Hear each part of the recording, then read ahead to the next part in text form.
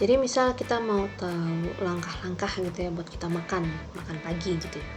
Kita start keluar dari kamar, misalnya ini berarti kotak keluar dari kamar itu kegiatan. Habis keluar dari kamar, pergi ke ruang makan gitu, misalnya kotak lagi kan, kotak pergi ke ruang makan. Terus habis itu misalnya ada pertanyaan, apa yang kamu lakukan terlebih dahulu di tempat makan gitu, misalnya ambil piring, ambil sendok gitu, atau ambil gelas minum misalnya kayak gitu ya. Jadi step by step seperti itu adalah flowchart atau proses diagram. Lalu tools yang kita gunakan untuk tools ketiga adalah tools untuk mengidentifikasi masalah ya. Yang pertama kita bisa menggunakan yang namanya histogram. Histogram ini hampir mirip dengan Pareto, jadi sama-sama ada grafik ya. Tapi histogram ini merupakan distribusi posisi ya, distribusi frekuensi dari variabel yang muncul. Jadi misalnya apa? Misalnya ini adalah histogram yang digunakan untuk mengetahui seberapa banyak gitu ya kerusakan yang terjadi di proses operasi misalnya gitu. Jadi misalnya ini adalah sumbu X, ini adalah hari kerja dari hari 0 sampai 60 gitu ya. Lalu sumbu Y-nya itu adalah jumlah kegagalan atau kesalahan yang terjadi gitu. Misalnya 0 sampai 100 gitu ya. Nah, dia itu akan melihat ya sesuai dengan urutan harinya. 0 sampai 5, 5 sampai 10, 5 sampai 10 sampai 15 gitu ya. Berapa jumlah kerusakan yang terjadi per hari gitu ya. Per 5 hari ini misalnya. Nah, ternyata kalau seperti ini kita tahu kerusakan yang paling banyak itu terjadi di hari ke-30 sampai 35. Nah, berarti kita harus tahu dong permasalahan terjadi di 30 hari ke-30 sampai 35 ini apa gitu. Oh, ternyata karena masalah mesin. Oh, ternyata masalah orang atau apa gitu. Nah, apakah bentuk histogram akan seperti ini terus gitu? Kalau ini polanya adalah pola distribusi normal ya. Distribusi normal bentuknya itu bell shape atau seperti ini. Ada juga misalnya histogram ternyata bentuknya misal kayak gini gitu ya. Jadi lebih banyak kesalahan terjadi di awal, lama-lama makin landai. Atau pertama aman, lama-lama makin banyak kesalahan di hari terakhir, misalnya kayak gitu ya. Jadi macam-macam pola bentuk histogram. Cuman kita jadi tahu, ternyata kesalahan terjadi paling banyak kapan gitu. Lalu yang kedua adalah statistical process control chart ya. Ini merupakan sebuah bagan, jadi sama aja bentuknya grafik ya, dengan menunjukkan ini ada sumbu ya. Jadi di sini sumbu Y ini adalah target ya, target yang kita inginkan gitu ya. Misalnya kayak kita ingin misalnya jualan aqua gitu ya, aqua yang ukuran 330 mili misalnya. Nah, berarti kita ingin target kita itu yang di tengah ini ya, target value-nya itu adalah 330 mili. Misalnya kita mengukur gitu ya. Harusnya isi airnya adalah 330 mili. Lalu kita melakukan percobaan pengukuran pertama ternyata 350. Kedua ternyata 340 gitu ya. Jadi titik-titik ini adalah ukuran si mili tadi tapi berdasarkan sampel yang diambil. Ya, ini misalnya ada 9 sampel gitu ya. Ini akan membentuk grafik ya. Nah, dari grafik ini yang kita harus tentukan adalah sebenarnya batas atas ya dan batas bawah untuk ukuran air mineral 330 ml itu berapa? Oh, plus minus 10 misalnya. Plus minus 10 berarti ini 340, di sini 320 gitu kan. Nah, andai kata ternyata sampel yang kita ambil ini dia itu lebih atau kurang atau melewati dari si upper control limit gitu ya, dan melewati dari lower control limit ya, batas bawah dan batas atas, berarti ada sesuatu yang salah terjadi di sampel tersebut gitu ya. Nah, apa penyebabnya itu yang biasa kita mau cari tahu ya. Jadi sebenarnya untuk statistical process control chart, proses yang terjadi pertama kalian ukur dulu sampelnya. Oke. Nah, pas kalian lihat ada yang aneh gitu ya, yang lewatin atau tiba-tiba kok dia membentuk pola tertentu ya, terkait spesifisi ini spesifisi atau statistical process control chart ini nanti ada bab tersendiri ya. Nah, ternyata ada kecenderungan yang membuat bahwa ini teh nggak benar grafik ini teh harusnya nggak terjadi seperti ini gitu ya. Kita cek apa penyebabnya, lalu kita coba hilangkan penyebabnya. Nah, ketika kita sudah menghilangkan penyebab terjadinya hal yang kita tidak inginkan itu, ya, yang membentuk grafiknya tidak sesuai dengan apa yang kita inginkan, kita ulangi prosesnya, lalu kita coba hitung lagi sampelnya sampai semuanya dalam kontrol, misalnya seperti itu. Nah, jadi itu tadi ke-7 tools ya yang kita gunakan dalam TQM Tools. Berikutnya, kita harus tahu dong kalau ngomongin soal kualitas, kalian harus tahu kapan sebenarnya dan di mana kalian harus melakukan yang namanya inspeksi. Ya.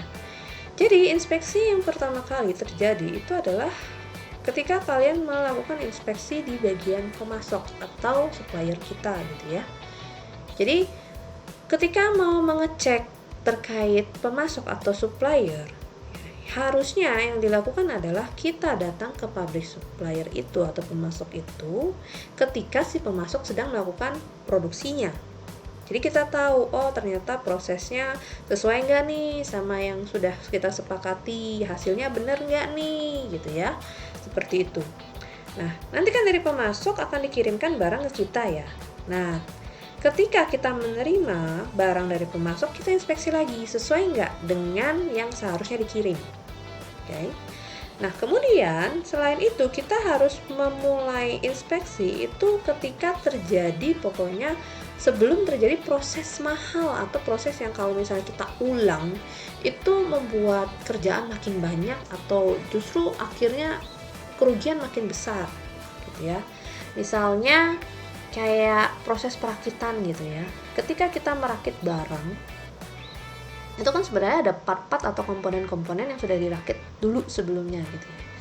Yang dirakit, kemudian kita rakit lagi membentuk barang besar, misalnya kayak jadi mobil, motor, ya kan. Kalau udah jadi barang seperti itu ya, berarti kalau misalnya ada kesalahan kecil aja, kita bongkar semuanya. Nah, misalnya itu maksudnya proses tanda kutip mahal atau yang irreversible. Lalu inspeksi juga harus dilakukan selama proses produksi per step by step. Untuk inspeksi ini gitu ya, untuk selama proses produksi bukan berarti orang QC-nya harus ngeliatin melototin tiap kali ada kegiatan, enggak. Jadi misalnya kita udah membentuk SOP tertentu gitu ya. Kalau misalnya di bagian perakitan A gitu ya, ketika perakitan A itu harus dicek dulu ya, kabel-kabelnya udah sesuai apa enggak, baru kita ngerakit misalnya kayak gitu ya. Itu contohnya, tapi itu dilakukan sama orang yang memang melakukan perakitan, jadi nggak mesti melulu harus orang QC-nya atau quality control-nya. Lalu kita juga melakukan inspeksi saat produksi atau layanan itu selesai dilakukan. Jadi misalnya kalau produksi kita cek pasti tiap kali misalnya sebelum kita masukin barang ke dus gitu ya, kita packing itu pasti ada yang namanya QC-nya lah, cek udah sesuai nggak semuanya baru masukin kotak misalnya kayak gitu. Kalau layanan kan bisa dapat dari mana, feedback dari konsumen, nah, gimana pelayanannya, apakah menyenangkan atau tidak gitu kan, biasa kayak gitu kan ada.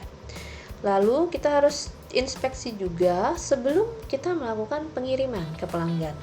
Ya, jadi ketika mau mengirimkan barang atau mau memberikan layanan gitu ya, kirim barang, cek dulu bener nggak ini yang memang diminta pelanggan kita gitu ya, jangan sampai salah.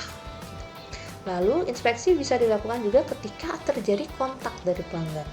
Misalnya either dia ini emang agak jarang sih ada pelanggan yang nelpon bilang, wah bagus ya barangnya gitu misalnya. Ya, misalnya kita kayak konsumen beli barang-barang biasa sehari-hari kan nggak mungkin kita tiba-tiba datang, kita cari nomor PT-nya terus kita bilang oh ini bagus banget barangnya, enggak kan.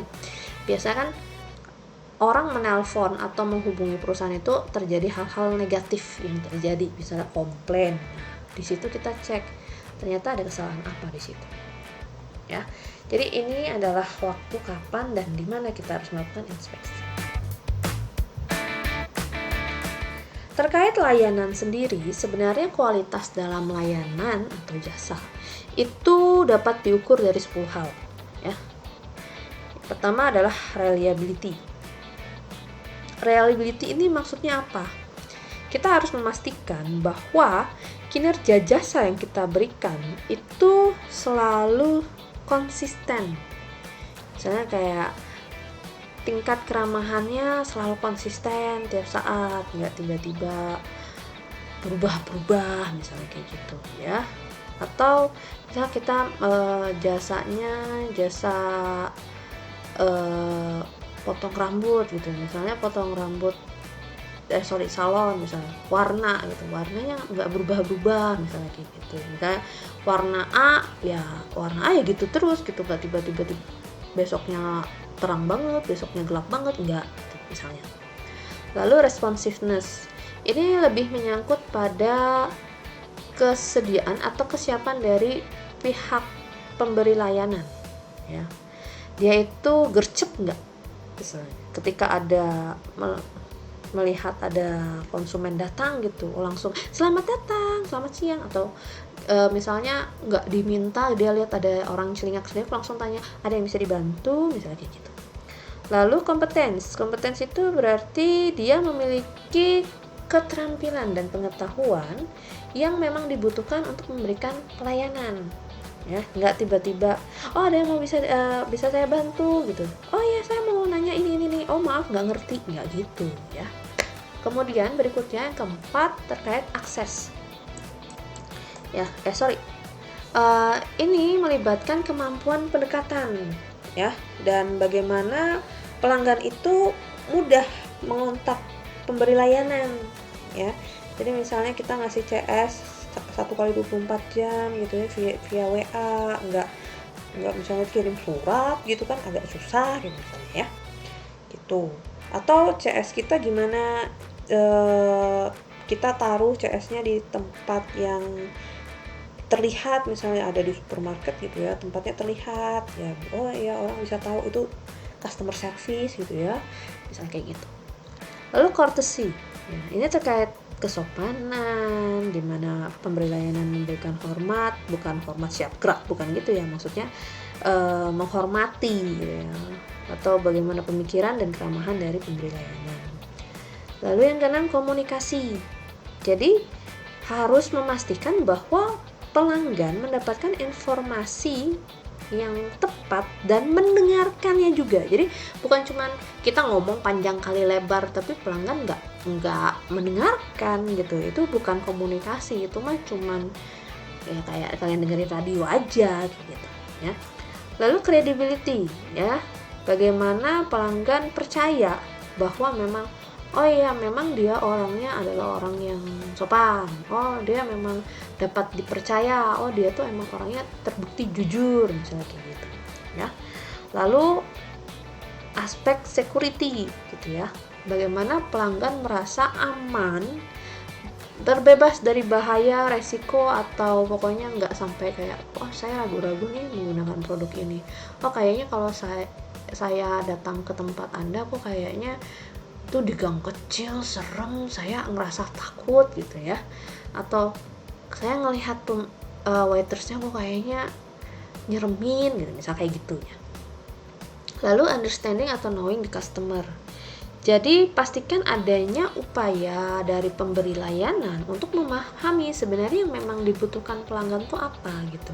Nggak tiba-tiba kita datang, Bapak Ibu mau ngapain, terus misalnya biasa kan memang banyak ya kayak pelanggan galau lah apa.